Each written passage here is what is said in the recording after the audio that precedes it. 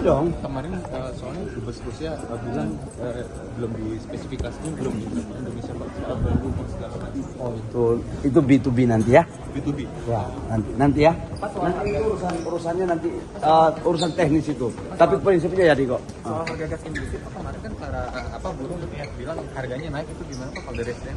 Kalau HGBT nggak naik, tapi kalau memang harganya dari LNG pasti naik. Tapi memang kita lagi menghitung sekarang adalah kapasitas daripada HGBT itu kan di Jawa Barat itu ada beberapa penurunan daripada sumur-sumur. Saya sudah temui juga asosiasi, saya sudah temui juga buruh. Sekarang lagi saya mencari formulasi untuk bagaimana bisa memberikan harga terjangkau, tapi juga tidak bisa terlalu dengan harga yang mereka inginkan. Sekarang lagi kita mencari formulasi ya. Oke. Berarti kalau minyak mentah yang terus itu Pertamina nanti Pak? Dibeli oleh negara, itu G2G ya. Dibeli oleh negara ya. Oke. Donald Trump mengonfirmasi bahwa kesepakatan dengan Iran telah resmi ditandatangani. Pernyataan "It's signed" disampaikan di tengah sorotan dunia terhadap upaya mengakhiri ketegangan antara kedua negara. Kesepakatan ini disebut menjadi langkah penting menuju stabilitas kawasan Timur Tengah dan berpotensi memengaruhi pasar energi global. Meski rincian lengkapnya belum dipublikasikan, pengumuman tersebut langsung menarik perhatian komunitas internasional dan pelaku pasar di seluruh dunia. Tim redaksi Flash Media melaporkan. You signed the deal?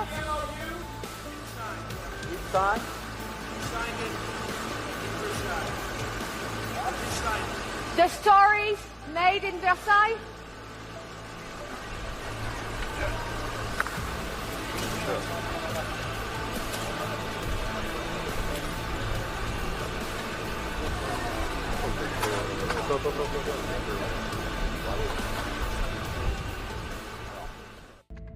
Donald Trump resmi menandatangani kesepakatan dengan Iran untuk mengakhiri konflik yang telah berlangsung selama berbulan-bulan. Penandatanganan dilakukan dalam jamuan makan malam bersama Presiden Prancis Emmanuel Macron di Istana Versailles. Kesepakatan ini menjadi langkah awal menuju negosiasi lebih lanjut terkait program nuklir Iran dan pembukaan kembali Selat Hormuz. Peristiwa tersebut langsung menjadi sorotan dunia karena dinilai berpotensi mengubah peta geopolitik dan pasar energi global.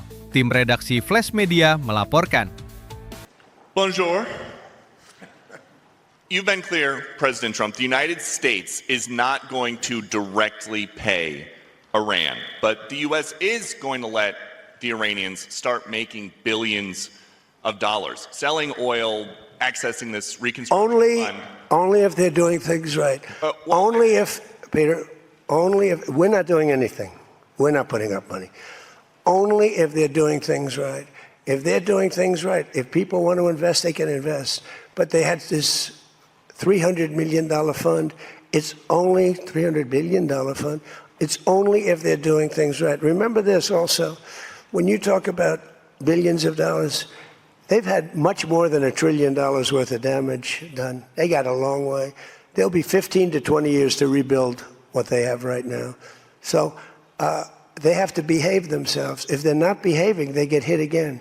You know, they'll be hit again because we can do it very easily. It's going to take a long way for them to build back their anti-aircraft stuff. It's going to take, and you know, the other thing I want to thank China, President Xi, I was with him, and he stayed neutral, totally neutral, and I appreciate it. And I want to thank Vladimir Putin. He was very neutral. They could have made it much more difficult for us. And I want to say it. You know, somebody would say, oh, that's terrible. He's thinking President Xi of China. Well, let me tell you, I had a long talk with him. You know, they have shoulder weapons to knock down airplanes. That it's not like the real deal, but they're accurate. They're fairly accurate. I said, I would really appreciate you're not giving or selling any of that stuff to Iran. And you know what? For the most part, he didn't. So I just want to thank them because they made it a lot better. Can you explain, though, what the difference is between giving Iran U.S. dollars and unfreezing U.S. dollars? Well, the unfreezing, that's an easy one to answer. We have taken a lot of their money, and we have their money. We have taken their money. It's not our money. It's their money, and we froze it. At a certain point in time, I guess we're going to have to give it back. You know, if we didn't give it back, nobody would ever invest in the dollar again. If you took their money, because I thought about it, you know, I'm not the most perfect person. I said to Scott, why do we keep their money? What the hell are we giving it back to them? But, you know, people from lots of nations, some nations we don't agree with, they have their money. The dollar's become very strong under me. And they don't want to have a little conflict with somebody and end up having the United States just take their money. So if you do that, you really don't have a system. What should we expect from the second stage of the negotiation from this memorandum? I don't know. It's a 60-day period or so. I think it's going to happen fairly on time. We've been both involved. I think they're going to want to get it done.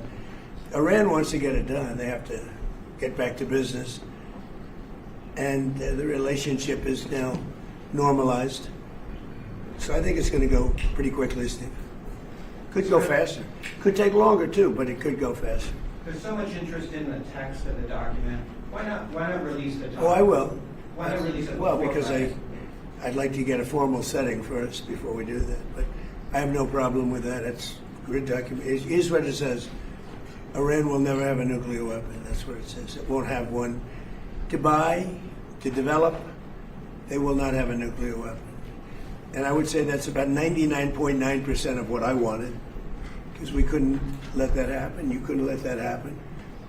And they won't have a nuclear weapon. Now, in addition to that, the Strait is going to be open toll-free. And it's toll-free beyond the 60 days. It's not, somebody said, oh, it's toll-free for 6. No. It's toll-free, period. When it opens permanently, it'll be toll-free. I want to congratulate our Navy because the naval blockade was unbelievable. But I'll not only release it, I'll probably have a press conference and read it to you word by word so that the press covers it accurately. Because it's a very important document, and unlike Obama, who could have destroyed the Middle East with a horrible JCPOA, it is the worst agreement. That was a road to a nuclear weapon. Mine is a wall against a nuclear weapon. I mean, I see these people say, but we already had one. That was the worst. He paid a fortune for it. We paid nothing. We don't pay. There was some statement, we're going to spend $300 billion. No, we're not. We're allowed to go and invest if we wanted to someday in the future. We have no obligation whatsoever. It could be that Iran will turn out to be successful when they have oil.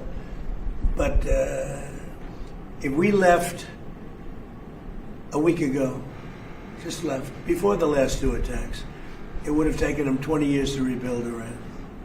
So, but I'll go over the document with the media in a couple of days.